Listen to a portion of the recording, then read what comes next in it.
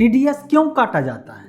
जब भी आपको कोई सैलरी मिलता है, कोई रेंट मिलता है या कहीं से पैसा आता है और जितना का एग्रीमेंट रहता है या जितना का बात रहता है उसमें से कुछ पैसा काट करके जब आपको दिया जाता है इन हैंड्स, तो जब आप सवाल करते हैं कि मेरा पूरा पैसा कहाँ गया, तो बोला जाता है कि टीडीएस काट लिया गया, है ना। तो मन में सवाल आता है यार टीडीएस को काटा क्यों जाता है? टीडीएस के बारे में तो मैंने आपको बता दिया है क्या टीडीएस होता है, इसका पर्पस क्या होता है ना। देखिए, tax deducted at source, simple सा इसका फुल फॉर्म है, मतलब जहां से पैसा आ रहा है वहीं पहले ही टैक्स काट लिया जाए। जनरली हम सब क्या जानते हैं, यही ना जानते हैं कि अगर आप पैसा कमाएंगे और जब कमाएंगे तो फिर सरकार को उसमें टैक्स देना होता है। मतलब क्या है, पहले कमाइए और कमाने के बाद आप जो है इनकम टैक्स रिटर्न जब फाइल करेंगे तो उस समय जो है पैसा सरकार को टैक्स के रूप में दीजिए।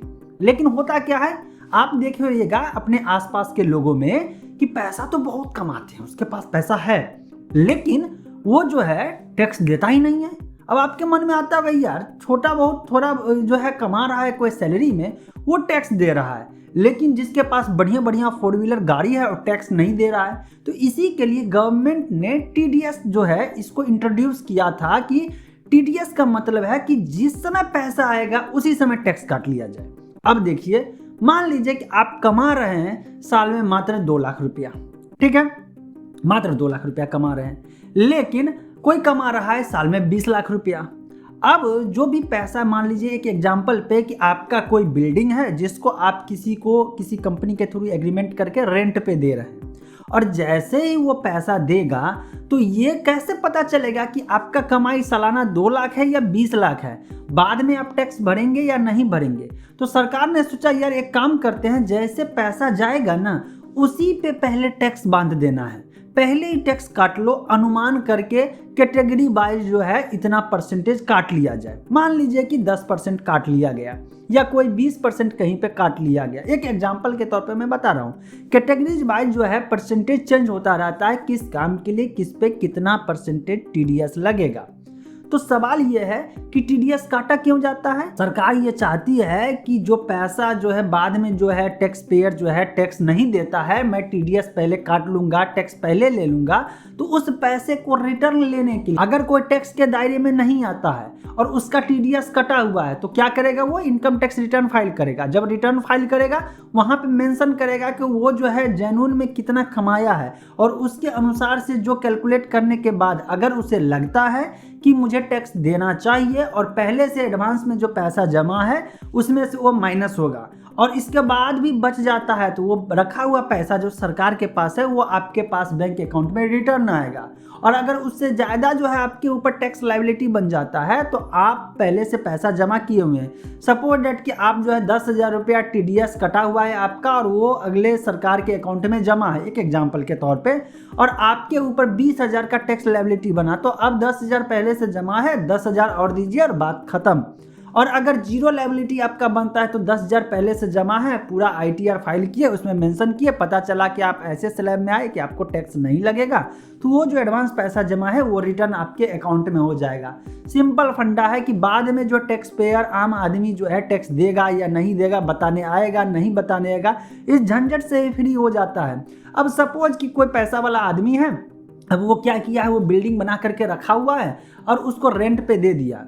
अब जनरल वे में क्या होता, किसी कंपनी के साथ एग्रीमेंट होता, इसके बाद वो पैसा अकाउंट में आता, और अकाउंट में आने के बाद क्या करता, वो आदमी जो है पैसा वाला जो भी है अमीर आदमी है वो टैक्स फाइल नहीं भी करता, अगर उतना ज़्यादा बड़ा नहीं रहता, उसके पीछे कोई नहीं लगता, कोई कंप्लेंट या रिपोर्ट नहीं करता, तब तक तो इनकम टैक्स डिपार्टमेंट के तो सोया रहता है, उस पर तो कुछ एक्शन लेने वाला नहीं है।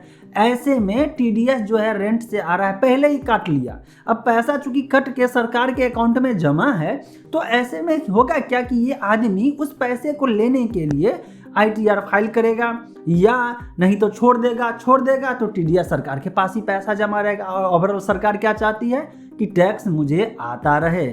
मैं आपको एक बात बताता हूँ, मैं जब फ्रीलांसिंग का काम कर रहा था, किसी कंपनी से मैं एग्रीमेंट किया कि मैं काम करके दूंगा, और अगर वो जिस समय पेमेंट भेजता था, सपोज डेट की 20,000 भेजा, तो मेरे पास 18,000 रुपया भी आता था, 10% वहाँ पे काट लिया जाता था, 2,000 रुपया डिडक्ट करके टीडीएस में जमा रहता था। और ऐसा नहीं है कि वो पैसा अपने मन से काट करके रख लिया, बल्कि वो डिडक्ट जो किया है टीडीएस के नाम पे, वो आपके इनकम टैक्स के पोर्टल पे जाएंगे तो आपके पैन वाला में आपके लॉगिन करने के बाद आईडी में रिफ्लेक्ट करेगा। वहाँ पे टीडीएस बताएगा कि इतना टीडीएस डिडक्ट होकर के आपके अकाउंट पे जमा है। अब एक और मन में सवाल आता होगा, ये टीडीएस काटता कौन है?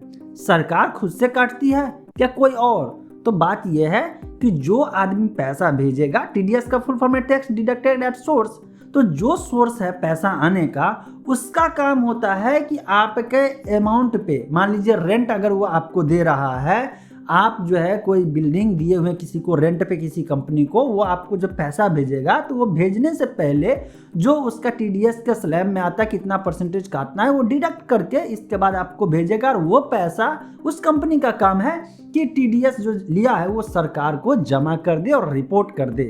क्लियर?